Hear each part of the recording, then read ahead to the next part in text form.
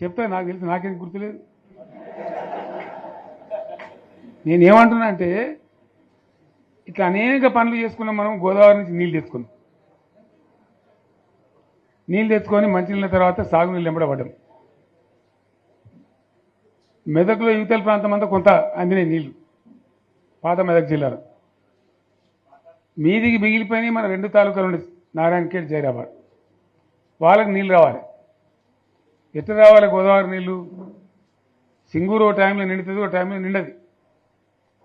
మరి నిండినప్పుడు ఎట్లా? గోదావరి నీళ్ళే దిక్కు.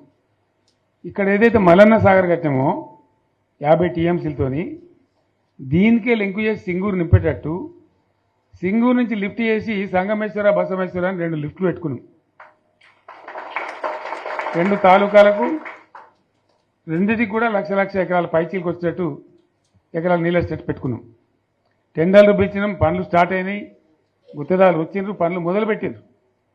ఇవాళ ఈ కాంగ్రెస్ గవర్నమెంట్ ఆ టెండర్లు ఎందుకు ఆపింది?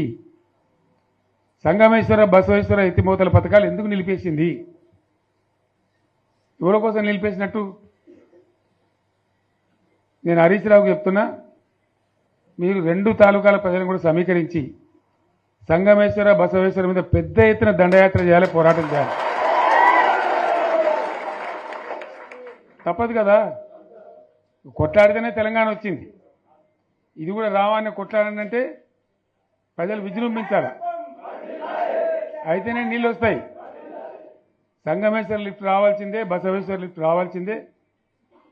ఖచ్చితంగా 2 తాలూకాలకు కూడా 1,50,000 ఎకరాలకు నీళ్ళు వస్తే పంటలు పండితే మనం బతుకుతాం. అంతే కదా? ఆందోళన కొడుతుంది దానిలో. సంగమేశ్వర, బసవేశ్వర ఆందోళన కూడా ఉంది. సింగూరు కాక సింగూరు మీది ప్రాంతానికి వచ్చేదంతా కూడా దాదాపు 70,000-80,000 ఎకరాల ఆందోళన కూడా ఉంది. సో అంత మంచి ప్రాజెక్ట్ ఇవాళ కాంగ్రెస్ ఎందుకు ఆపింది?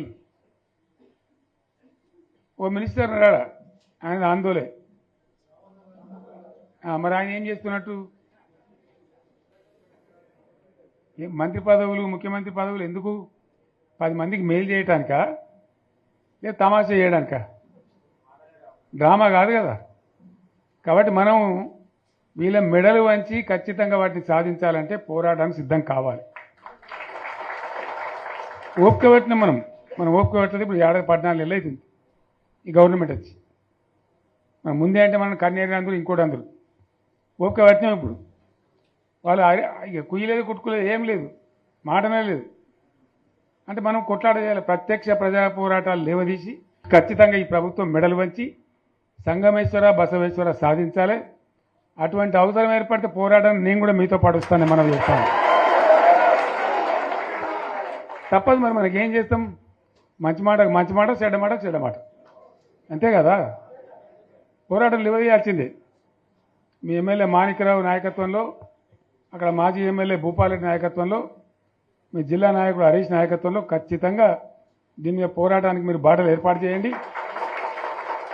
మొత్తం యావత్ జిల్లా కూడా మీతో కలిసి వస్తుంది. అందరు నాయకులు వస్తారు, అందరు కూడా ఉంటారు. సంగారెడ్డి ఎమ్మెల్యే గారు కూడా మీతో పాటు ఉంటారు. అందరం కలిసి కొట్లాడి తప్ప రాదు.